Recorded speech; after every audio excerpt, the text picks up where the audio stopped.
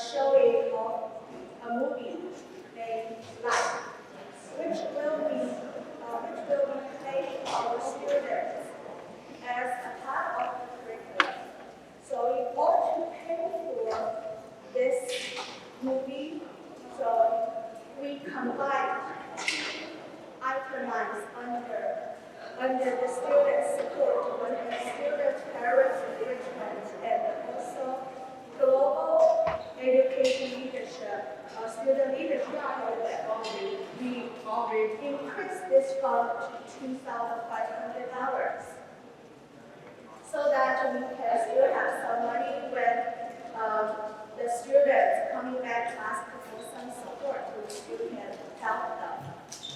We also add a new line item. It's under community support. It's the BHS Welcome Back celebration. So it was the first time we did on August 27th, very successfully. So we decided $500 for this event. If next year we will do those things again, so we will keep this item line. Due to the inflation, we also increased the budget for some hospitality items. At the end of last school year, we had $29,050.89 in our PTO account. Through September 12th, we received $7,620 PTO dues from 254 members.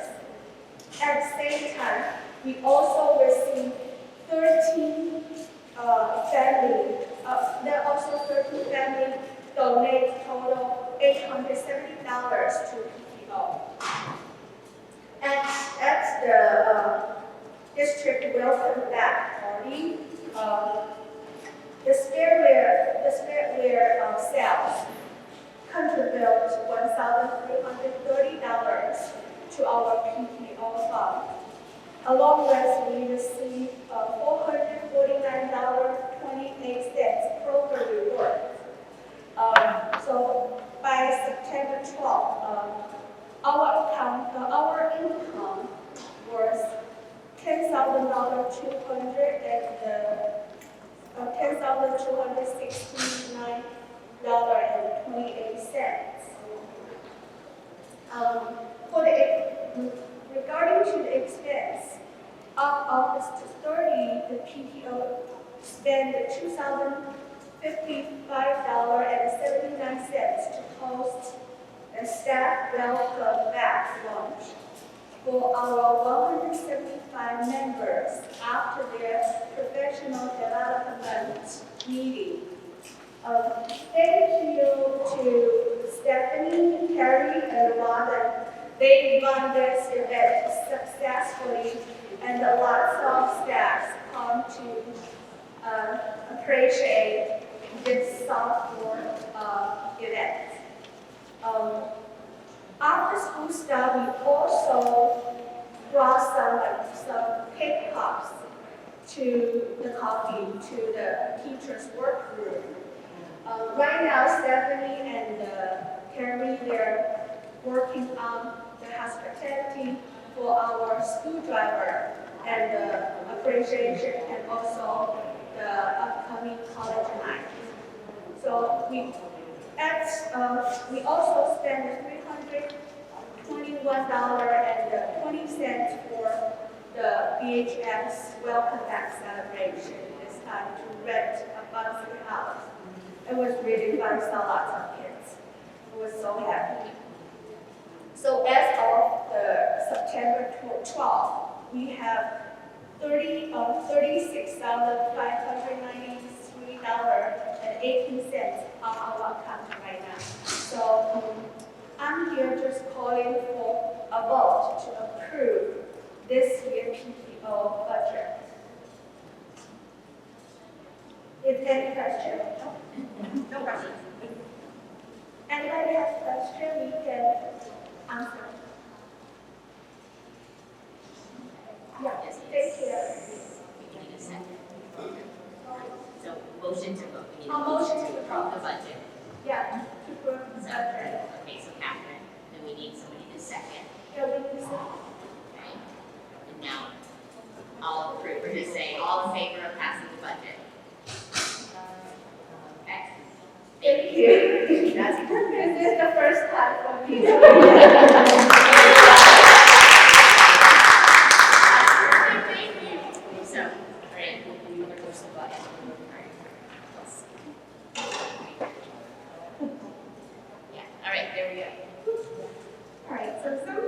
that PTO, the question is what does PTO do? So some of the things that PTO does, appreciate staff, build relationships between families, connect with school administrators and staff, discuss current topics in education, enrich student learning, provide volunteer opportunities, and support school projects. Ultimately, PTO is here to be a liaison between families and schools to support the growth and education of all students. We assist with school events, support staff, and strengthen communication between parents, administrators, and staff. We also promote and facilitate learning and enrichment opportunities whenever possible with whatever resources we have available.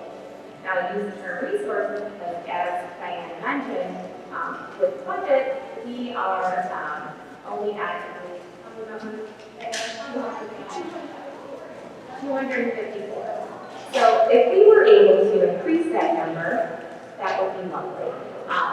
We have made that very simple. There's a QR code at the bottom of the agenda. If you have already paid your dues, thank you so very much. If you have family or friends that would maybe like to make a donation to PTO, there's also a QR code for that, where you don't need to log into the community pass. You can bypass that. That's also a QR code that the agenda as well. Also, the Blackhawk Games celebration that Diana referenced for anyone not familiar. This was the first time this year that the district had an institute event. It was hugely successful. It was district-wide. It was every building within the school district had basically a booth as well as multiple organizations.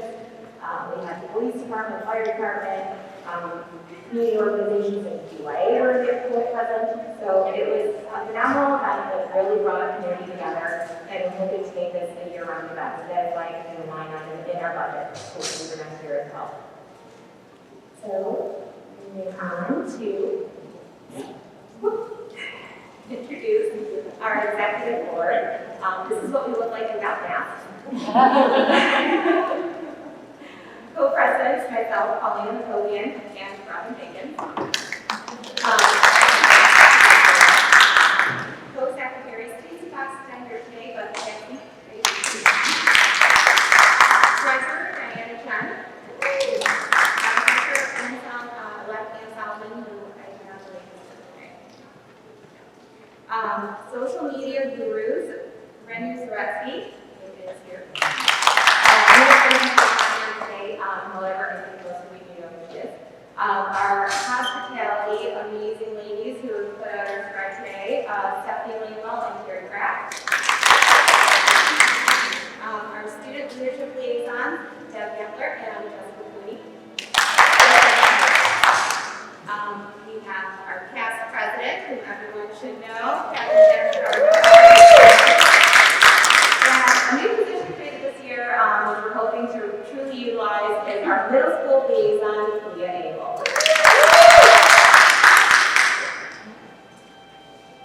All right, and I'm sorry that we're kind of cruising through this, but we are using the commons, as you can see. And as you saw originally, when the students were coming through here, we have to get out of here before lunch. So we're going to move through to committee reports and move towards online party, which that's me. So, okay, those of you are familiar, we have a rich tradition at Bloomfield Hills High School. On the day of graduation, we do an all-night party for our seniors. It starts at 9, it ends at 3 a.m. It is a big event. It takes a lot of volunteers. It takes a lot of money to run and put on. The kids love it. It's very well attended every year, but we need a chairperson this year. If we want it to continue, we need someone. We have a lot of people who volunteer to help, but we need someone who can spearhead the project and kind of get it going in the right direction. So if you would like to volunteer, or if you know anybody who would like to volunteer, please get in touch with me. You can also get in touch with Catherine. As I said, we have a huge committee of people willing, but we just need someone to kind of streamline and help get everything organized and off the ground. Okay. Next, I'm going to, September 28th. And September 28th is the first meeting, regardless of if you want to share that, whatever you say, that you would help have your kids have a good time. September 28th. Please, thank you so much. So this is why we keep her on. She remembers all the important information. So, okay, next I'm going to introduce Deb Butler with Bloomfield Hills Athletic. Good morning. My name is Debbie Butler, and I am here to introduce a new committee that we're getting started. unique. Both the high school athletes and coaches, as well as the athletic department as a whole. Getting a steering committee together right now in the next few weeks to identify our top priorities, and we'll be inviting the entire athletic community to join us in implementing these priorities. Just some examples that are on our list at this point, supporting health within high school athletes, getting some better medical outreach, and improved communication. If it's something that you're interested in the next couple of weeks, you can email me, I'll put you on the list, and like I said, we're looking for a larger athletic community meeting, maybe after the 13th, or more information on this. So, that's a good map. Oh, my email address is bs.geller@gmail.com.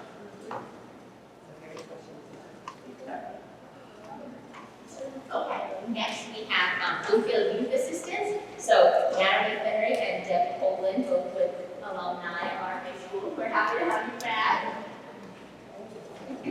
Gosh, it looks just the same. Hi, predominantly I'm Natalie Fenrick and this is Poland.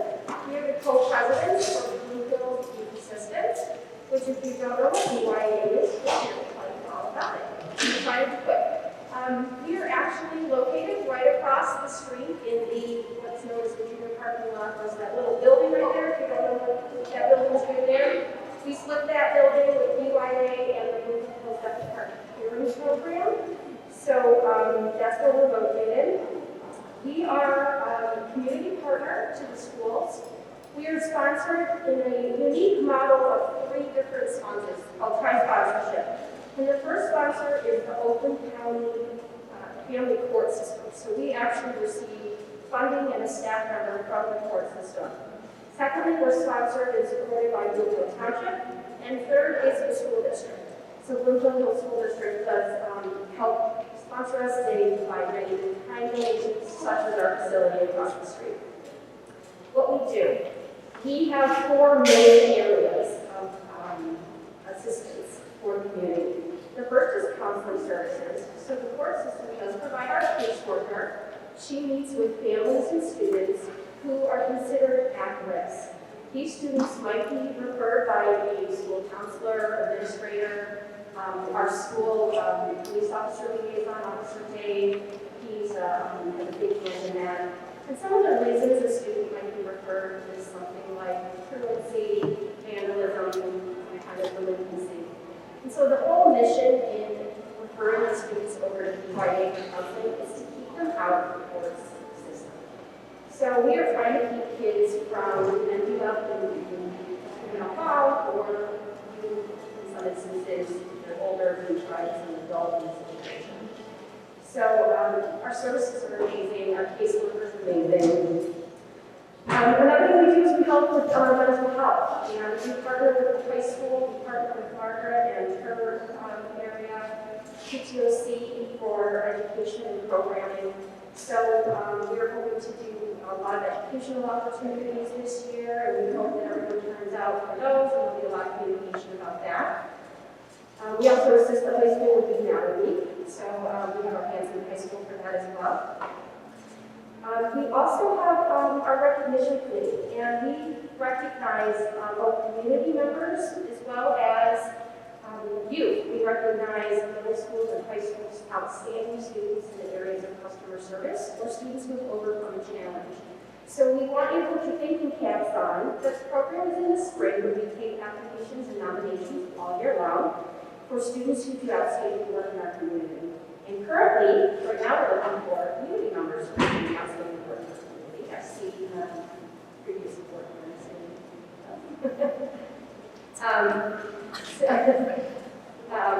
So we have applications for that as well on our website, and our website is through the high school site. I'm sorry, the district site. And then lastly, our enrichment program. And this is something that's really special and a unique part of BYA is the enrichment program where we send kids to enrichment activities.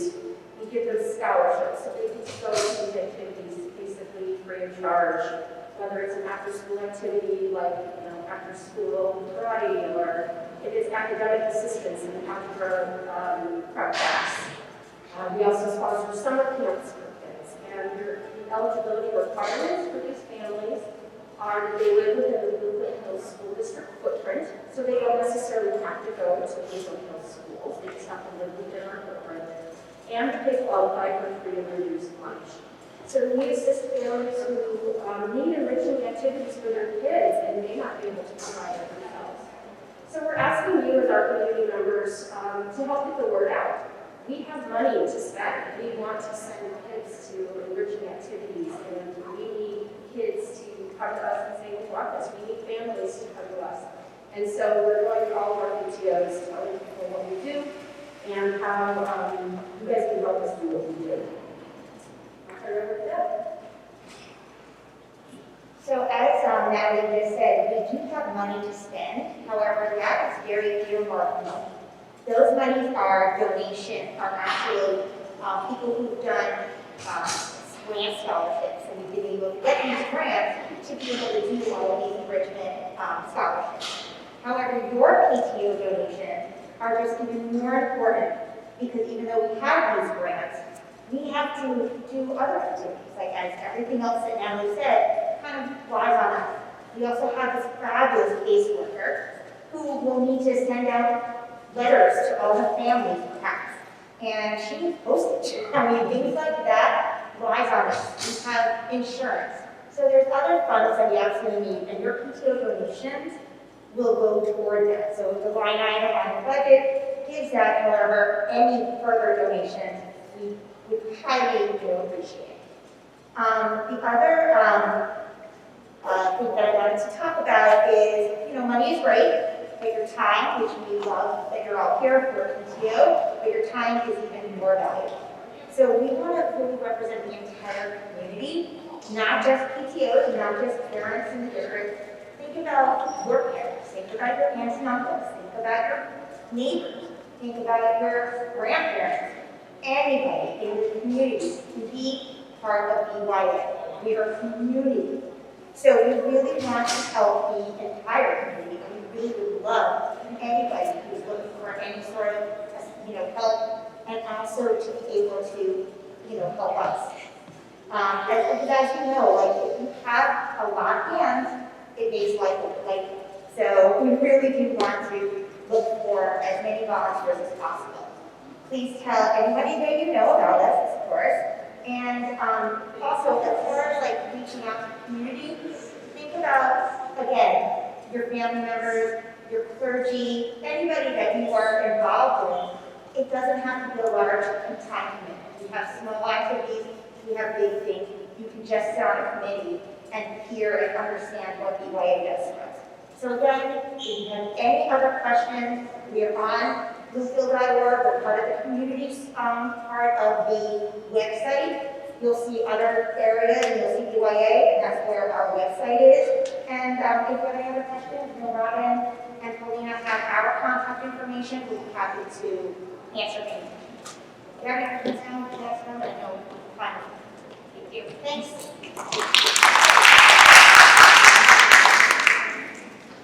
Okay, next, via April, Family Connections. Oh, my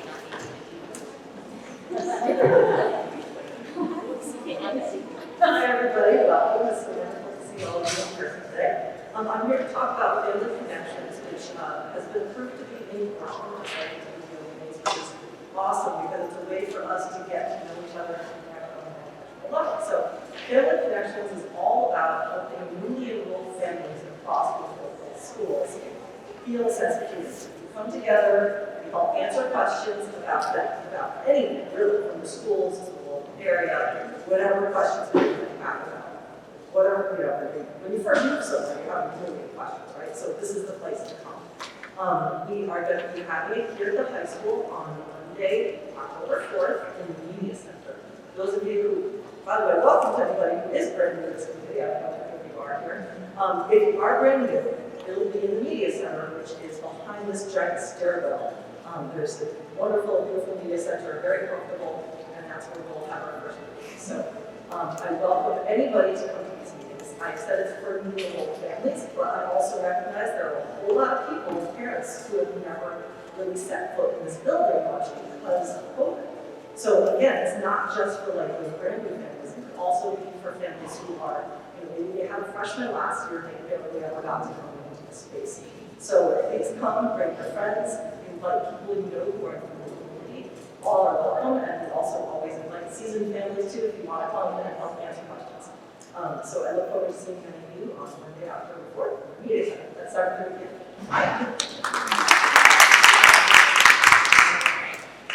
And representing that is the fabulous Margaret Jones.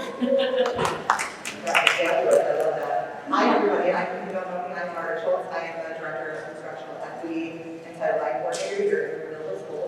GAS stands for Global Education Team. These teams are in every building. They're really meant to work towards building restorative culture, equity, social emotional learning, and it's all about families and staff working together. So, anyways, I think our first meeting, I just asked Catherine, this first meeting at the high school is next Monday at 9:30. I am not sure if it's virtual or in person, but keep an eye out for communication because I'm sure it comes like in the Wednesday Web News. We're always, again, looking for more families. So excited about getting the year started. There's district teams, so representatives from every kind of like how PTOC work, representatives from the building teams that attend a district team where we can make sure that we're getting the same information out to every building. Just a couple of exciting things, just because I like to do this. We have therapy dogs. We're starting the therapy dog program this year, and we have therapy dogs that will be at West Hills and Lone starting in the next couple of weeks. We want therapy dogs in every building. This is something we're excited about. So I have I made little baseball training cards-ish for one of our dogs, Paul. So I brought one for each of you so that you can see that we are, in order to grow, we do need donations. And on the, you can go through the foundation, but we also have a therapy dog website, so like you can go to the schools and therapy dogs and see kind of everything on there. It's just something that we're really excited about bringing to the schools. Paul is the coolest dog. They were at the Welcome Back event, Paul and Holly. So and then a bunch of new dogs too. So we're looking to grow that program. We want therapy dogs in every building, so that's exciting. Yeah, you'll see I'm on the health and wellness. I know anything's being brought up. I'm kind of connected in a lot of places throughout the district. It's important to me to be connected with families. I sit on the UIA board as well. So yeah, just wanted to come and have you all. You all get a card from Paul.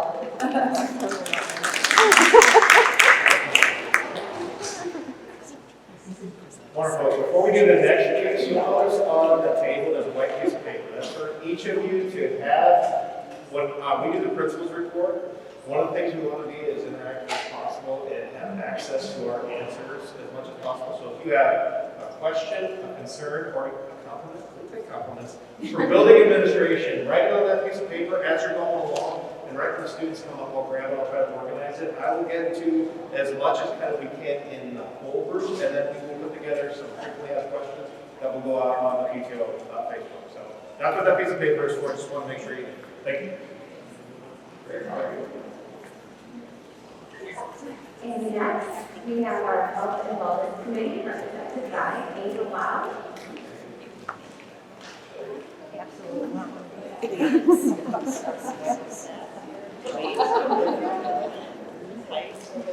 Hi, good morning. My name is Angel Wow, PTI president at the IA, and my role at PTOC is educational outreach. We're working with a group of our close kind of like prevention nerds. Some parents of the IA, Catherine's on board. Margaret Schultz has so many hats in this committee, UIA, part of the district, and then we also worked with the BHSTV, the Bloomfield Birmingham Coalition. Last year, in May, the BHCC did a survey on how COVID is affecting the mental health of our students at the IA and BHHS, 9th through 11th grade. That data is just now coming in and they're analyzing it. We met with the epidemiologist, and some of the results are, well, first of all, over 1,000 students in those two schools completed the survey, which is a really, really high number.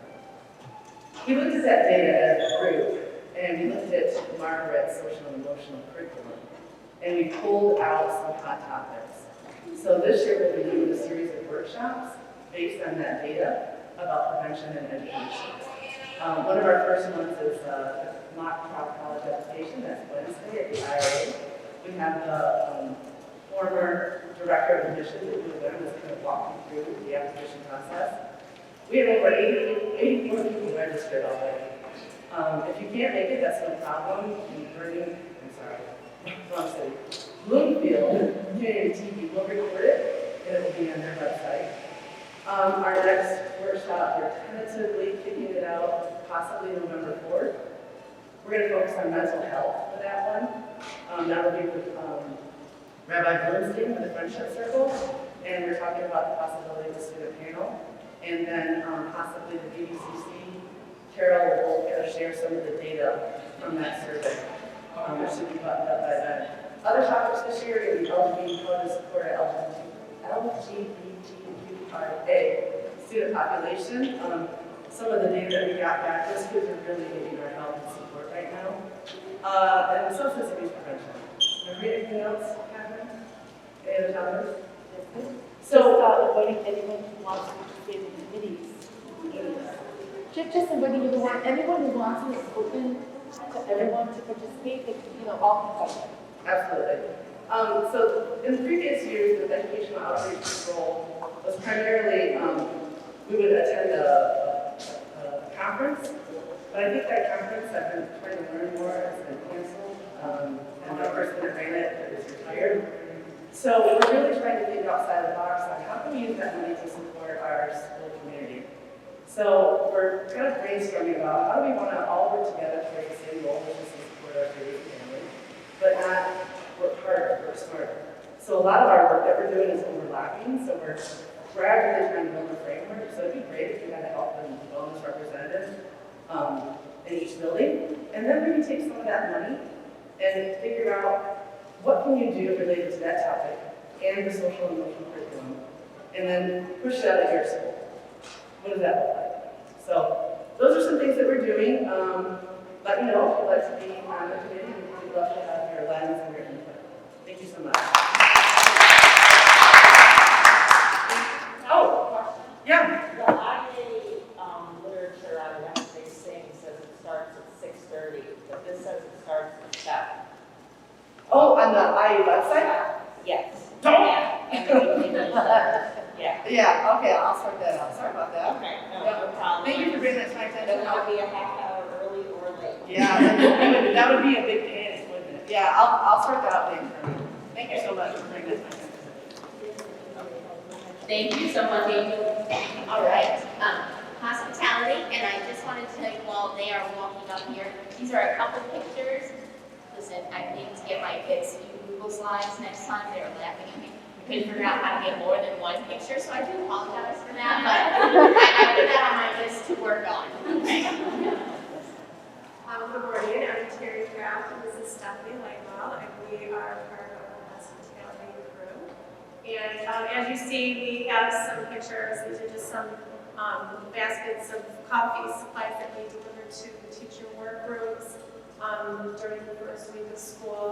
We're just here to support our staff and make them feel comfortable. August 30th, when they came back to school, we had a little lunch for them that they appreciated from the MARSA. What else is there? Stephanie's going to talk about college night. We are doing a bus driver appreciation day on October 25th to appreciate our bus drivers, those that we have. We're trying to get more, but we will appreciate them for making something for them. And we have a spread free, so please feel free to help yourselves to whatever is at that table. We have some goodies for you to take as well. We appreciate you coming today for PTO. College night is coming up on October 11th. There'll be a sign-up sheet is coming out this week. We really need volunteers to pay for that. College night is an event where college admissions representatives come to our school and families and students can learn about the different lunches around. But we need, people to sign up to make baked goods for that. Apparently, we do not want anything store-bought, it all has to be baked from the home. So if anybody can help with that, the sign-up sheet will be coming out this week. I just want to say that, I've got a moment on. College representatives are really excited to come to our school because of the fact that they see home-baked goods as a reflection of how supportive the parents are for the kids. And that that makes them think that, understand that basically the families are very supportive of the students, even through college. And then, it's kind of like, it just shows that extra thing that makes me feel those kids more special. Yeah, something they look forward to in our space. So what I'm saying is that,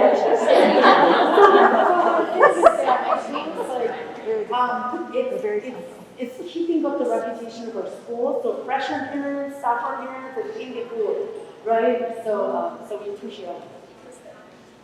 The things we're baking go to the college representatives. Correct. It's not as if we're feeding ourselves.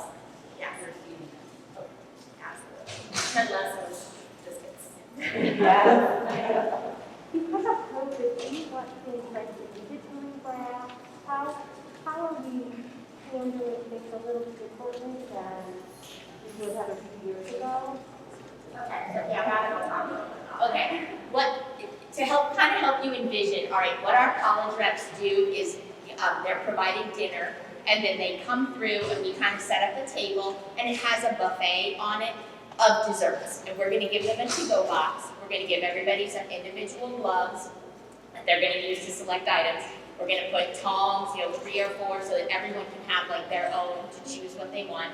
And they're gonna kind of go down the aisle. As far as us, we don't need to individually wrap everything because the way that they're going to take it, I feel like that's kind of how we're gonna be more COVID safe. If you just want to rate your item, if you personally would like to individually wrap it, we will take it. We didn't want to discourage bakers. That can be hard, to individually wrap things. So we thought we will, everyone will be masked as they go through the line. We'll be masked as we're setting up the display. And so we're going to try to be as consciously preparing as we can. So, part of we kind of felt like we want to go ahead and display it this way versus we didn't want everything to be store-bought because then it kind of takes away from it. So they'll be putting it. yeah, right. They put it in a to-go box. We have like the wax paper and stuff that'll go on it. So that's what we're gonna. I hope that answers your question. That's the best I can explain it. So yes. So okay. Heather Chen is also here today. She wanted to. One other thing that we're trying to do through hospitality. I'll let Heather tell you, but you may have noticed as we're getting some items from our buffet, they're fair trade products, and that's what Heather wanted to come to talk about with her committee today. So you'll see some in this picture that's up there of being out in hall. Good morning, everybody. I'm really excited to talk to you about the Bloomfield High School Fair Trade campaign. I'm Heather, this is Zoe, and this is Michael. So we want to start out by talking about what fair trade is. So what is fair trade? Fair trade is a global movement made up by a diverse network of companies, producers, consumers, and advocates, and organizers, including the people first and ultimate. Fair trade certified products are good for the environment and for people. When you see a product with a fair trade seal, you can be sure that it meets a rigorous social, environmental, and economic standard. That means safe working conditions, environmental production, sustainable livelihoods, and community development. So, over the summer, I reached out to the Fair Trade Campaigns organization, and I found out you can actually get your school's fair trade certified simply through teaching the community about fair trade products and providing fair trade products. So, I helped launch the first school-based fair trade campaign, and we're actually on track to become the first fair trade certified school in the state of Michigan by the end of the month.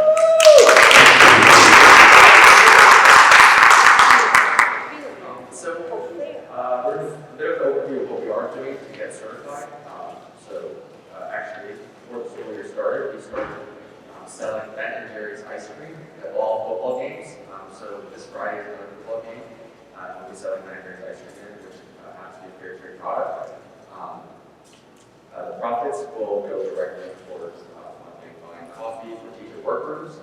Additionally, we are working with the BHHS PTO to provide fair trade products at various events throughout the school year. So this is just a commitment that ends in September. This will be a year-round thing, and hopefully continue on past this year, school year as well. What's really exciting about this project is that we're moving to expand it to other schools as well, and I think it's a great opportunity to do a lot of good. We actually have some very good products available today, like Mrs. Jenkins mentioned. We have honest tables, and that is a very good product. So I hope you guys can the model with you. Thank you so much.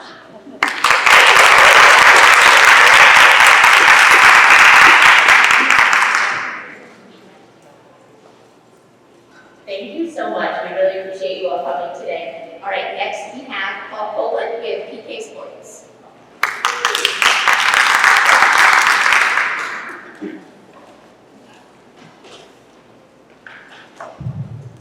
Okay, a lot of stuff, so I'll try to be as quick as possible. So this past weekend, if you haven't seen on social media, our equestrian team won the Division I district championships, and we'll now move on to regional. All right, you can clap again. The JV girls field hockey team beat Cranbrook and Cranbrook, while the varsity team is off to the best start in the team's history. Our girls tennis team were honored in our high school courtyard by the Michigan legislator Lauren Manugian with a tribute for their accomplishment winning the state title signed by the lieutenant governor and governor, and they were all awarded certificates for their accomplishments as well. Our football team is off to a 4-0 start, best start since 2016, winning last Friday 38-6. The week before, they were down 21-0, came back and won 42-21. This Friday, they come back to our high school, a game against Farmington, which will be elementary night here in the high school. Credit to Debbie Getler and her team for putting that together. Our dance and comms team had an incredible opening night at Bloomfield Swing Night. We'll also be performing this Friday night. Our boys soccer team won on senior night as we honored 10 seniors that night. Our girls swim and dive team won their opening meet against Troy on Country Day, while head coach Dave Z, or as we all know, Z, recently won the prestigious Matt Mann Award for his tireless time giving back to the community students in swimming in Michigan. Our girls golf team have consistently been at the top in all of their competitions this season. Our boys tennis team were off to a tremendous start, winning over 95% of their matches, and are one of the favorites to win a state title. Our robotics team, Team 2834, kicked off their robotics season with workshops here on the high school this past Saturday for younger students. Our cross-country team had a successful start to the season in leagues with many personal records met. Our band, in addition to performing at the football game, had a tremendous performance at Perkin and Hills last Sunday. Our JV tennis team took many awards at their recent tournament. Our JV football team is off to a great start in this school's history. Our JV soccer team is off to an amazing start. Our JV volleyball team had won some of the tournaments and are also off to an amazing start. Our varsity volleyball team had swept most of their tournaments and played an incredible 5-set match against one of the top teams in the states here at home. Our theater department is going to try out for the next play. Decker and many clubs will be beginning shortly. That's the update. Okay, now we're going to have Deb Butler. She's going to come talk about homecoming and student leadership. We'll go from there. I'll get the slide for you.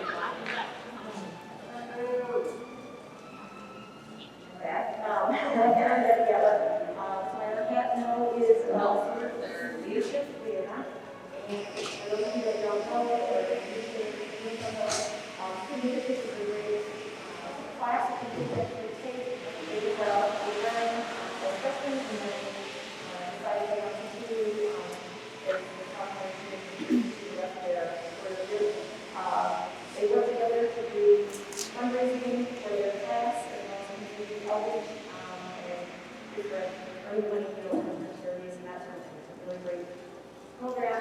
My daughter went through and my boys are involved. And so Priscilla Reed is volunteering for that.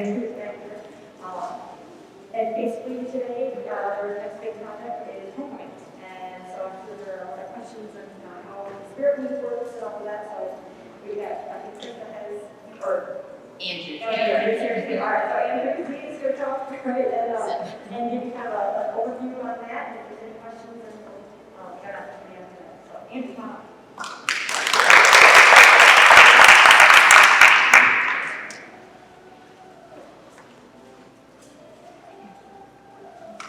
Hi, I'm Enrichment. I'm one of the co-presidents of student leadership this year, and again, I just wanted to tell you a bit about we also have a homecoming promo video from a couple years ago to show you guys a homecoming spirit packages, they have already been sold. Freshmen are 15, sophomores 20, juniors 25, and seniors 30. And then within these packages, there are shirts, we have a noisemaker, we have different spirit items that go with the theme. But we will have some extras sold at lunches for cash the week of homecoming.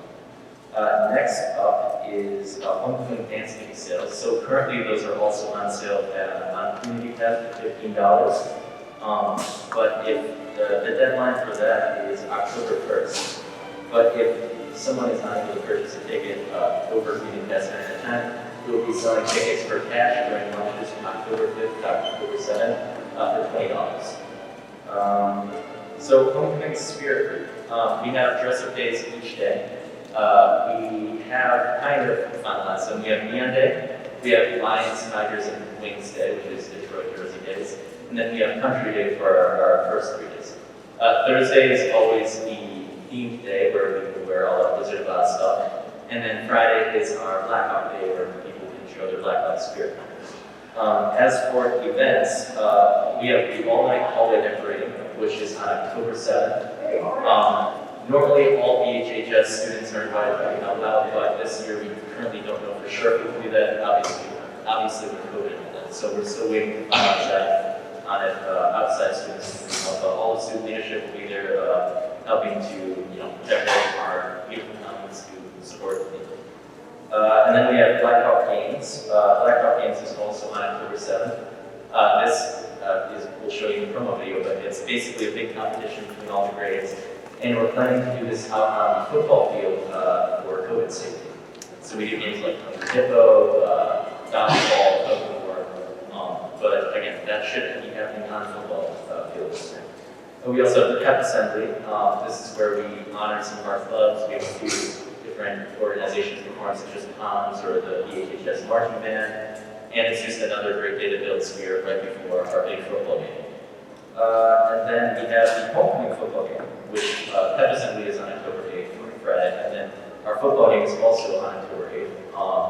And again, this is big homecoming football game. All students are invited. I don't believe we have a theme for yet. I think it might just be Blackhawk theme. And then the homecoming dance is on October 9th from 7 p.m. to 10 p.m. It will be in the BHHS Legacy Courtyard, again for COVID safety. I already talked about dance tickets, obviously, through Community Pass if you'd like to purchase them now. But, and also, if anyone would like to volunteer, the PTO will be sending out the sign up, and you can either take part in doing coat check and all that, or possibly doing the food inside. And other than that, I think that's pretty much it for homecoming. Do you have any questions about that? Yes? So we're going to those themes about the lunch and dance and all that stuff. Yeah. That's what will be in that spirit pocket, is that right? So in the spirit packet, yeah, we'll have a flat shirt which has a design logo on it. We can show you some years past ones. And then again, we'll have noisemakers and themed items to go along with the shirt. Andrew, Yeah. can you elaborate a little bit about how the dance is going to work outside? Yeah, so because it's outside, do you want to talk about that? I can talk about it. Okay. So what we're going to do is we're going to take the courtyard area and kind of transform it into a dance area. We're putting up a tent in the back that will have 20 tables that the kids can stand at if they want to just mingle and hang out. We're going to put heaters along the back for them to stand over in those areas. And then we have a company coming to put lights around the perimeter so everything is lit up in the dark. Where the grass areas, because it kind of steps down to the green side, we actually have stages going up over kind of where the consumers are. So the kids can dance in that or dance in the grass, and some of that will just transform into a whole dance floor area. We're going to turn this area, and here we'll go to food on one side and cook tech on the other, and then we'll come into the athletic entrance. Any other questions about that? If anybody saw any pictures last spring of prom, we did prom out in courtyard as well, and it was really beautiful. It was very, very nice, very beautiful. So it was I just want to start that when students arrive, they will enter the athletic entrance. Yes, yep. That way we can kind of space them all down Main Street and we have been able to kind of upgrade our entrance fees or our entrance to get into the dances, and past year kids had to wait in line for us to check them out, and now we're able to actually scan everybody until they get them off. Because it is outside, will masks still be required? Is it likely a lot of kids? I don't know if one of those. Yeah, right now, masking is not required outside, but it depends on some of the proximities of the activities we have. But typically outside, you don't need that. You're still not close, and that's the whole. And if someone wants to bring a date from another school, they can. They Yes. have to fill it out a form on community pass. Yeah, so when you go into Community Pass, there is an option to add a guest pass there, and then we'll do the electronic version of the guest contract. If you're gonna buy on the 5th, 6th, or 7th year in person, we have contracts in the office, or you can search through the supervision guest contract. I have one more thing.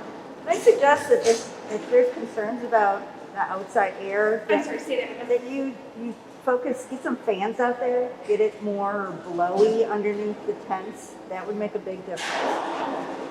The difference between inside and outside is all about the air. You get the outside air moving, they will be fine. Yeah. Any other questions about anything homecoming related?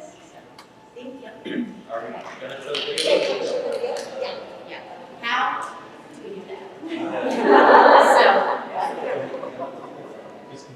that is, Mr. Holmes. Can we even, yeah, that would be perfect. So.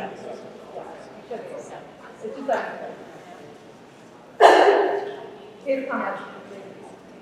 Yeah, just exit out. And then we also have, one thing I realized I need to do on the next agenda is put a little blurb of contact information. So that, I will do that. We send out the online one, and it will have everyone's emails and everything who has presented today. And I will also include, there's a PTO email, and I'll include that. And if anyone has any questions about homecoming, we can put the student leadership email, and that way we can get anything that you have concerns about answered. So homecoming is a big deal at the high school. It's so fun, and I know that everyone kind of missed out on it last year. So it's really going to be a great, no.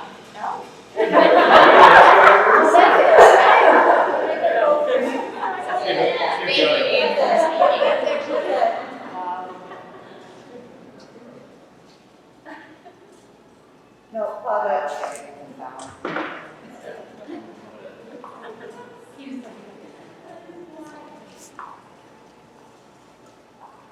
don't have to stop.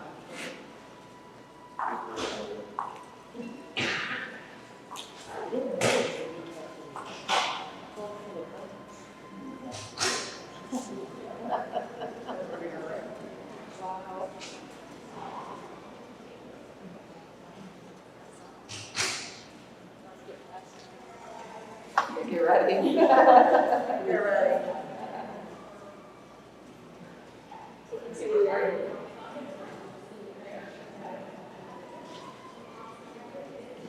You try to play it on the TV. Oh.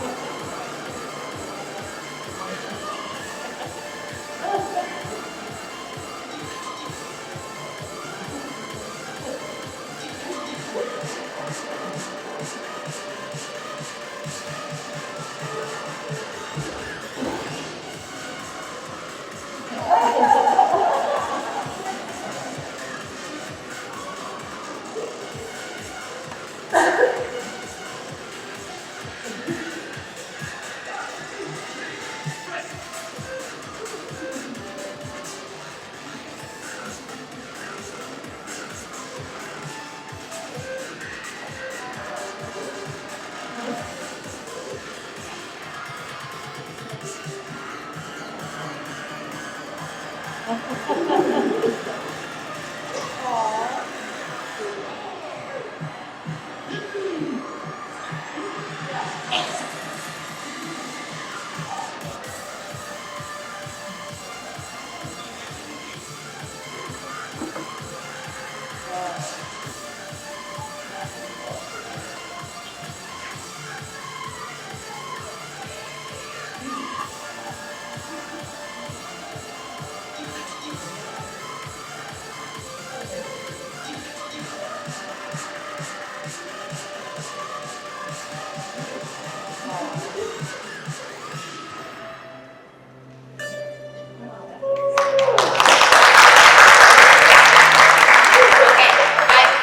has one more thing to tell you about homecoming. Thank you so much for all of you coming today. This is why we want you to come to PTO, because sometimes you can find out information, but So the homecoming theme still is a secret. We do a reveal video with all the spirit days and the theme.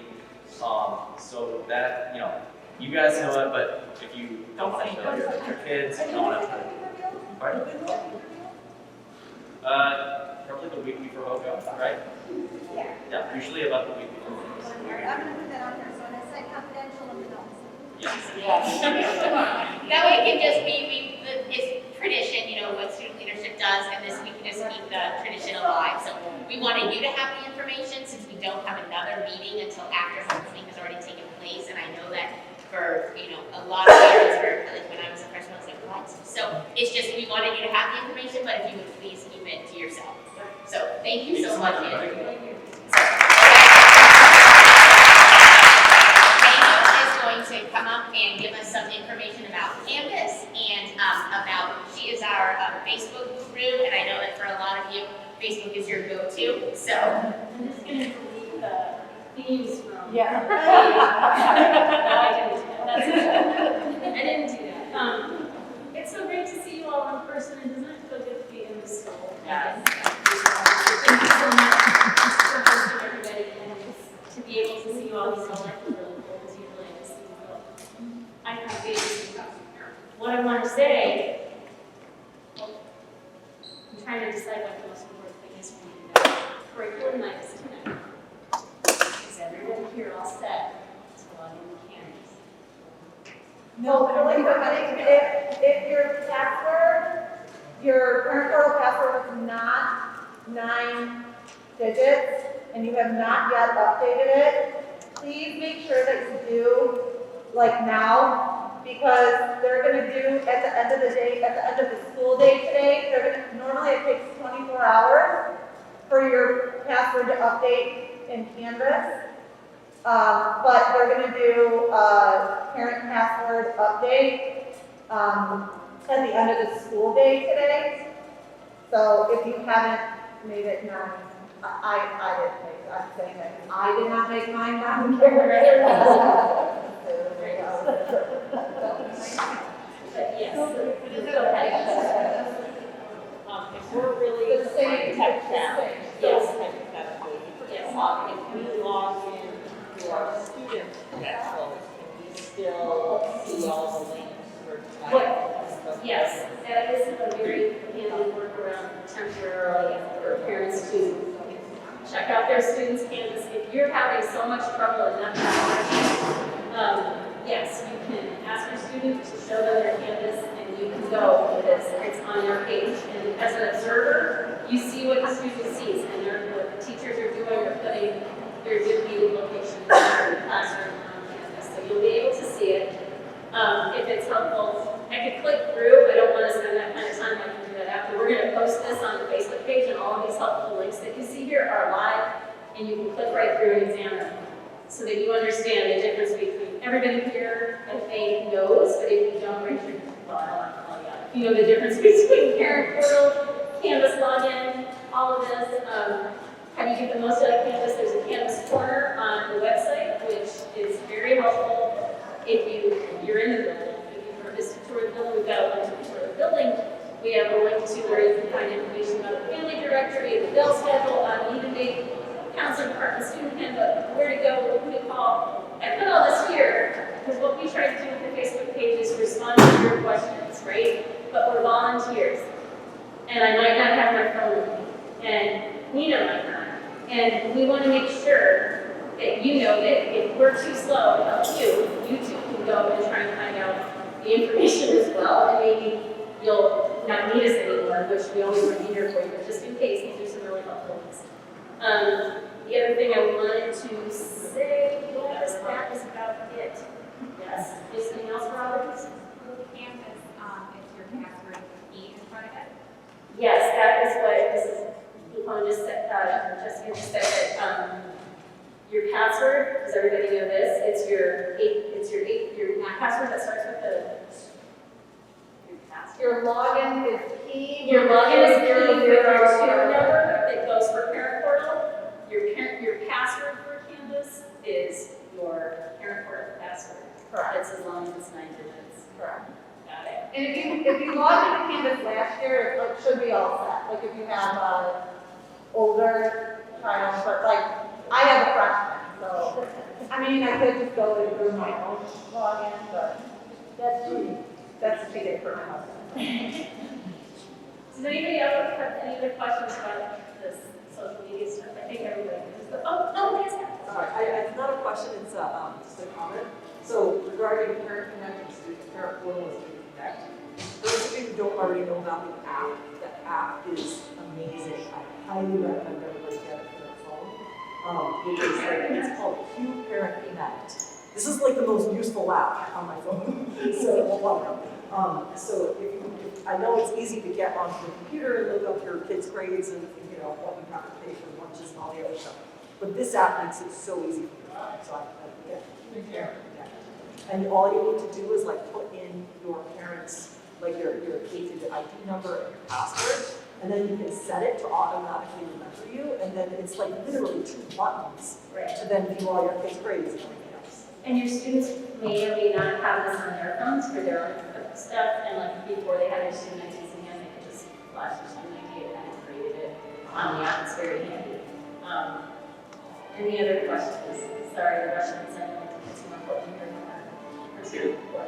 Anything else? Anything else, Robin? I think that's it. Thank you. So, and we will post those slides to Facebook. And everything will also be uploaded to the PTO website at the end of this meeting. So, 2 places you can find that. Okay? Yes. All right. David, take it away. Well, hello, everybody. Thank you for being here today. And find this space really distracting? No. Then you're not getting on this time. There's a lot going on. There's a lot of noise and pieces to it. So we did want to spend about the 20 minutes we have here for multiple things, but the one I really want to remind you is there's a piece of paper on the table. If you have a question for us, building administration, about the high school itself, you can put other questions on there when we refer it, but for us, something that really is kind of top of your mind, you need to know, or if you have a concern, or if you have something you want to talk about really positive, take about 30 seconds and have that down. I want to show you a little sneak peek for tonight. One of the things that the parents really, really enjoy is the ability to get through the building. How many people here have never really been thrown out of a building than this? So, and there's, as parents, and even if you have, it's been a long time. We know that on curriculum night, one of the things we really appreciated was the ability to get through the building. Just kind of get a sense of where everything is. And we'll talk about why we're not doing it that way today, but we're out here in one good reason for thank you for coming today. You get a sense of what the building's like.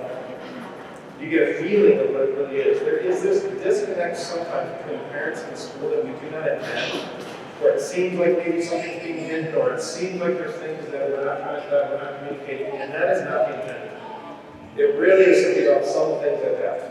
So, one of the sneak peeks we have for tonight, the virtual night can have a lot of benefits, is some videos of what it's like to be your student. What it's like to be in a building. We have a really nice professional video, but we also have one of simply, this is what it's like to be a student in this building day to day. And we talk about that as well. When you look at the building, this is not our high school. It's not my high school. It's not the one I went to when I was in school. It's our children's high school, and there's something different about it. And we need to talk about that, because that has an impact as well. Before I get into some of the things, so Charlie Holland's is doing well. I'm the acting principal for right now for another week, for 2 neck surgery. He's moving about, and he needs something to keep him busy because he's an active, thinking intellectual type guy. So we're like, we need to keep this guy busy, but he's doing well. He's doing well.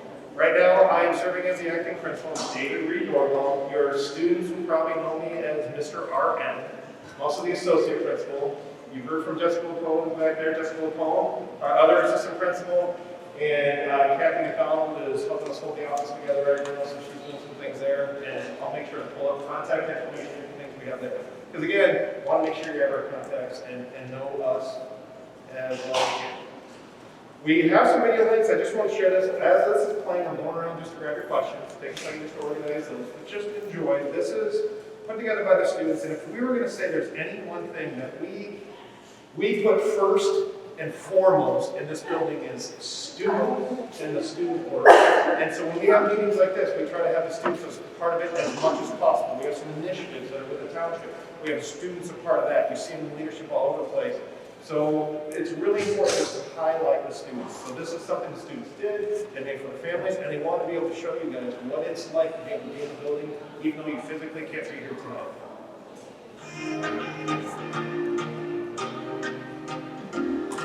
Hi guys, I'm Allie Berry. I do desk today, and these are the people there. So I have Enrichment, it's been watching the challenge for the night, so let's get to it. Good morning. It is Okay, so now you're just out of school and then you're all my friends. We'll be in class, concert time, and now we're just waiting to go up. Okay, now I'm upstairs. Going to American Lynn. I'm going to Spanish. Yes, I know Spanish, so yay!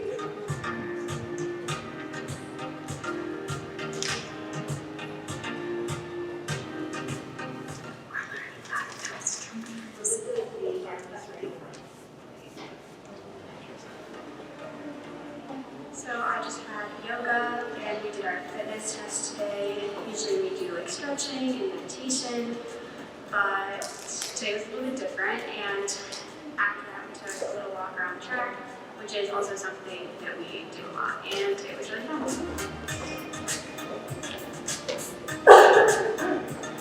Hi guys, so now I'm eating lunch outside, and it's such a beautiful day, and now we can be outside, which is so good, just having some salad, and I think the courtyard is going to be used for something for seniors, but yeah.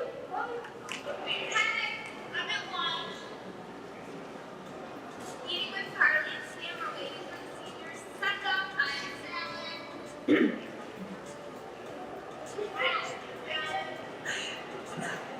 Okay, bye. Hola amigos, we're in class, and we're working on like mutual agreement, and doing activities, getting on group, and yeah, I like books. Okay, so yes, I'm about to present Christy on, oh my god.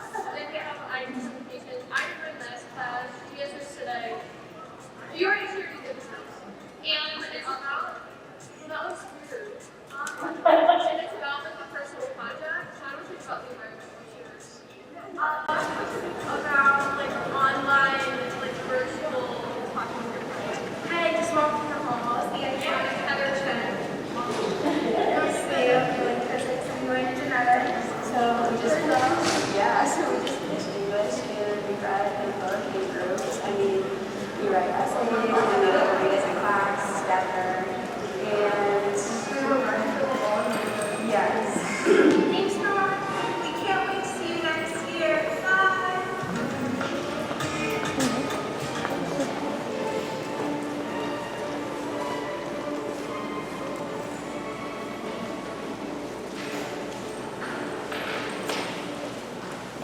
All right, just a little sense of it. There's another video that was done professionally that will show you the building, the layout, a lot of other things. So we want to bring in those parts as well to help with the curriculum.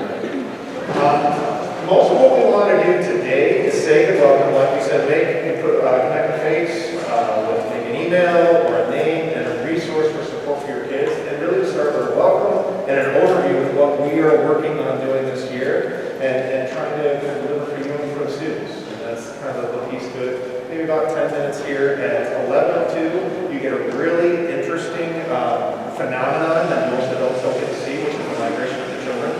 Yeah, 1,700 children will pass through this point, milling about, moving about, going places. If there's ever a statement, if anybody in the community asks you, what are they hiding there in the high school, you say, well, nothing. We're in the middle of passing it. It's insane. We have kids everywhere. But it's insane with positive energy. And that's the number one thing we wanted you to see today. They were actually really respectful this morning of you all. They're like, oh, there's adults in the building.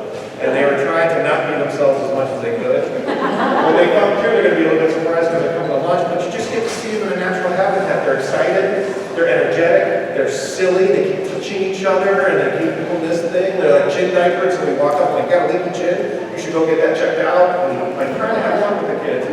It's a lot. And it's the number one success story we want to thank you all for, our staff for, this whole township for, is that we were able to have the children back in the building. It was all of them together. We all noticed that last year. We knew it. We knew last year was not the year that we wanted to have it. Somehow we still had school. And it was because of you and what we did with the children. It was the children and it was the staff. And here we are, without the masks, we'd be in this place a lot of people are saying it's normal, and we'll get there. Some of the questions are, when are we going to? We will get there when it's safe. Right now, if it jeopardizes the students being able to be in the building with the staff, we're not going to do it. And that's a simple matter, because the children are so happy with their teachers, and our teachers are so happy with their children. And one thing we want to emphasize, when we do our hiring here in Bloomfield, the number one thing we look for is people talented in working with young adults. Talented first and foremost with working with children. Yeah, you got to know your stuff. You got to be able to teach them all the finer points of the material, but you're really good at working with kids. So imagine what the last 18 months were for this group that we hired, and the children are not accessible. They're sitting there in rooms with their cameras off. They're falling apart. They're not answering. They're not checking our emails. We did have families ask if we would come to the house because a parent said to us, my child will open the door for this teacher. Those are the relationships we work really hard to create, and those are the relationships that we really strained last year. We made it through, but the goal was to have the children in the building with the teachers. And we're going to, again, keep highlighting that. That's why tonight is virtual. If you bring in potentially 2,000 parents, it could be more if you have 2 parents for every student. And then they're in there too, and they're interacting with the children. When you just start thinking through those pieces, like, you know what, that's just going to make a risk that maybe in 10 days, maybe not at all, but maybe in 10 days we're closed down for 2 weeks, and that's going to be fun. So that's where we're at right now. We don't have an update about the masks. We don't have an update about when we could be out of masks. It's all going off of numbers and the amount of spread and the risk in the community. So that really is where not everybody's happy. So sometimes we say in our administration role is to make everybody equally unhappy without totally miserable, because no one's going to be happy and no one's going to be happy with this other decision. We're trying to find the one that keeps the kids in school in front of their teachers. And we're going to keep defaulting to that one. So when you see that, then we place you in the center of the space for a reason as well. Like I said, this is not the school that most of us went through. In fact, I have yet to see another school quite like this. And in some of my previous work, I'm in my 21st year here, 10, going into my 11th year as administrator, one of my jobs was to travel the world looking for the country, at least travel the country looking for schools that would help, like, kind of capture this image of whatever the future for our children is. What is this future? We've been told all the time, it's not our current, it's not the future we were in. It wasn't like pick a career. It could be 5 careers, it could be 10 careers. What is this kind of transitional, amorphous space our children are heading toward? And what school is best prepared for our students? And so I went all over the place and I would look for those things. And first and foremost, you can have a gorgeous building, but if you don't have staff who really care for children, the building doesn't do much. And you can have a beautiful building, but if you haven't lived in it and learned how to work with it, you wouldn't know things like this is not a great teaching space sometimes. It's really loud. Most of our rooms are really loud. So when we take a step back, first and foremost, this building says something. When you just take a second, look just at the space we're at. What statements is this space making about education for our children? I want you to just take 10 seconds, think about this. And they could be just singular words, but it's making a statement about what education looks like for your children. And if anybody would Andover, it's not saying what Andover was saying.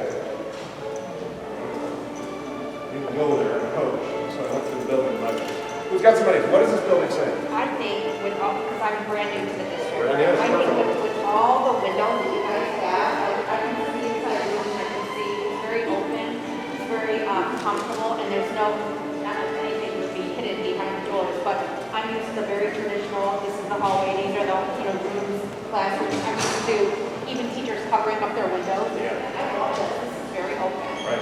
Right, it's very open. One thing it says is education is something we see. And right when we started, Margaret, talked about, right when we started this building was open, we had people through this building all the time, coming through, seeing what was going on. We have and it is nice for us as visitors, but it's far more important for us as learners and educators. So we have Open University, we have a bunch of student teachers in here. We have 5 or 6 student teachers, and they're moving in and out of rooms because one of the things we want to do is see other teachers teaching. It isn't just about the students seeing other students learning, it's seeing other teachers teaching. And having it be this collaborative experience. What else might this building be saying? I think it's something that's innovative. Okay. Yeah. The statement, it's innovative. Yes. Right. I mean, if it says that to me, things like this is meant to not look like an institutional building of the 1980s or 1960s. Like, they were very institutional. And they were small rooms with closed doors that need to be super quiet. And, other than that, there's a few more things this is saying. Flexibility? There's a flexibility to it. You're sitting in our cafeteria. It doesn't look like a cafeteria. And the kids, for the most part, treat it like it's a space to come in and out, and not just a place to throw food. But other schools just have a cafeteria, and that's all it ever is. And that's completely locked off and safe. All our spaces can be used in multiple different ways. I think it also says learning is loud. Collaboration, community. It's loud there. The whole school's loud. When your student comes home, they're a little bit tired. It's a different sort of focus you got to have in this building. There's a lot going on. We have surgeries in our little mini lunchrooms that we have in spaces. Kids can go down, they can get it, they can come back. Sometimes they're out walking. You see students all over the place. You don't see homeowners, and you can't be here. So it also says, at this point in high school, you're just a step away from this adult world. You're going to be 18 soon. And people aren't going to question you everywhere you're going. They're not going to ask you to check in for everything. And they're going to trust that you can make good decisions. So the building also says adults come and go in this space and live in this space. And one of the things we do is we expect them to be adults.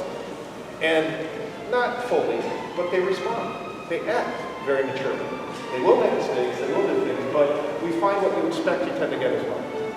So in our interactions, one thing that people ask us about, the first thing you should see when staff are interacting with students here is kindness and the relationship. We seek to give what we expect, not necessarily what we just got. And that's been a big thing as people talk about with masks. Our first relationship with a child shouldn't be yelling at them. It should be, how you doing today? What's going on? If they don't have a mask on, it seems like, sometimes we'll joke, why are you naked today? Where's your mask? What's going on? But that sort of stuff, while it trades our relationships with them, because we would rather just be talking to them than not turn the mask, how we react to them also helps them. That goes into our discipline. It goes into when your students make mistakes. For instance, we have policies here where if a student gets caught vaping, we don't immediately just suspend them. We ask them, what's going on? Why are you vaping? It's an addiction, usually. Corporate companies tried to addict our children and they succeeded. So why are the children being punished for an addiction? For something that's so like peer pressure and contagious. So we bring them in, we talk to them, we enroll them in a learning plan that can take up to 5 weeks. Hopefully for the child to stop vaping, but even more importantly, for them to be in class, be focused, and think more of what their peers are doing. And we do a lot of that work too, because usually if you're stuck in bad behaviors, you're in a small group. You're not seeing the thousands of other students from your class. So we work on some of those things. It's very difficult. And some of the stuff you guys hear about, what about the bathroom? What about vaping? What about the kids? Nobody's wearing a mask. They're wearing masks. Who would we be? Why did you hire us for letting kids walk around without masks?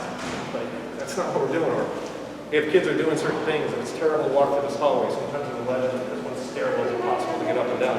We're all over the building. We try to find those stairwells. It's a crowded school. It's a high school. But it's a school where we want the kids to feel comfortable, and we want them to have the assumption of being adult. So it's totally true. Anybody know the 4 cornerstones?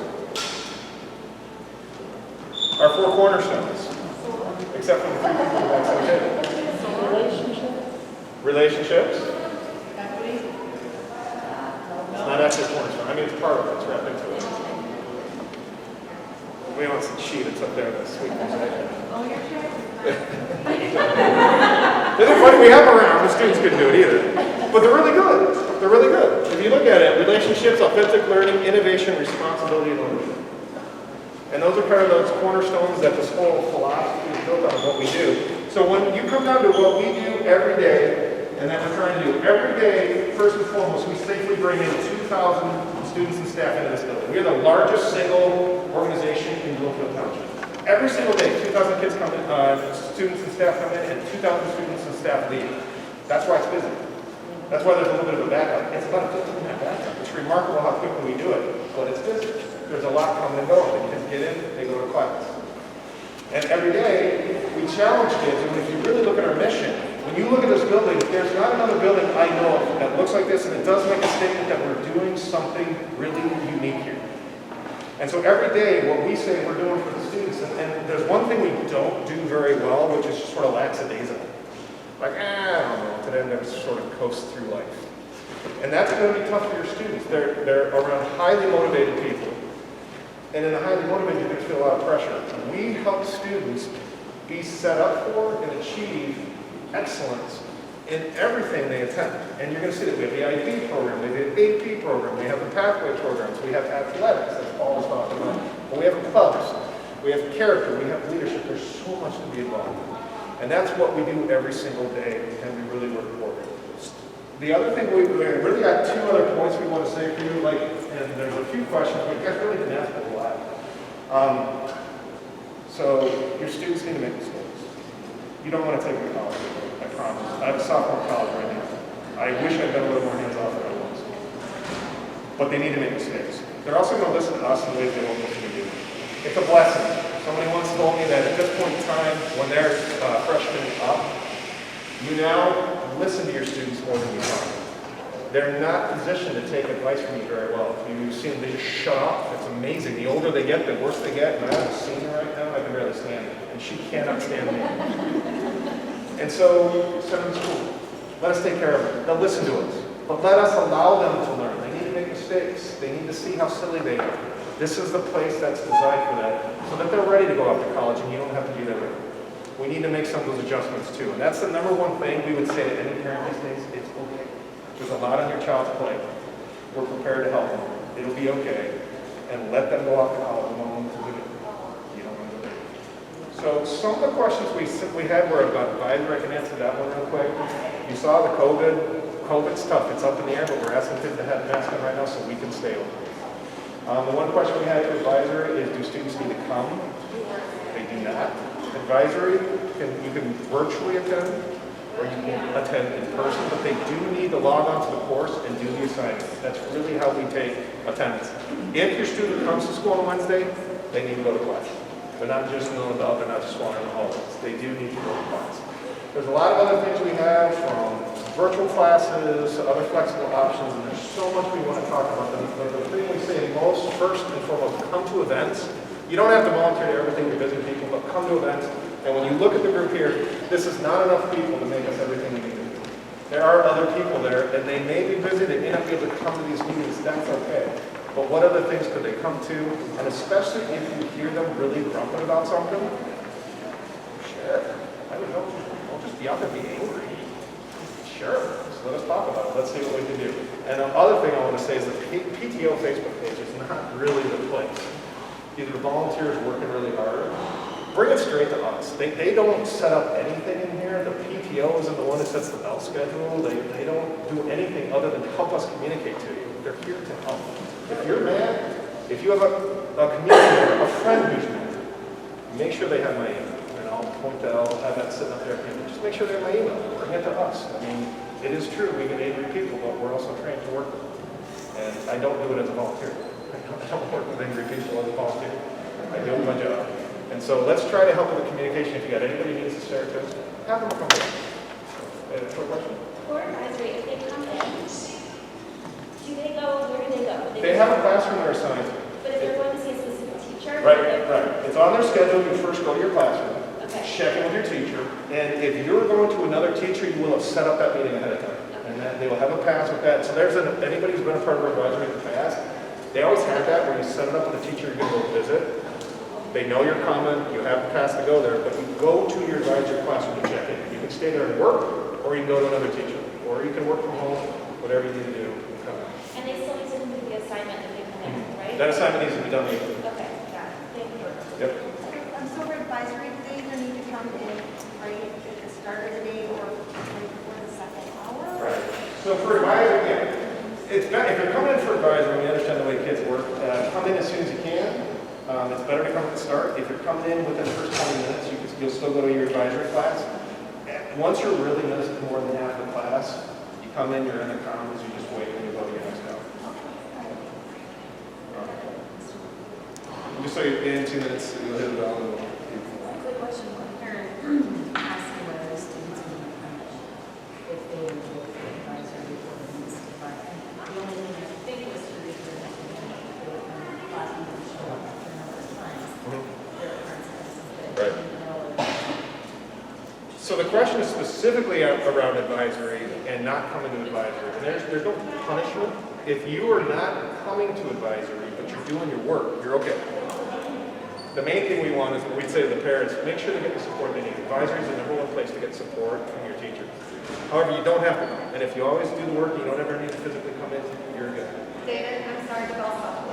Yeah. So the bell's about to ring, and then you get to see the migration. I'll stick around for any other questions you may have for me over by the table here. Thank you, everybody. Thank you so much.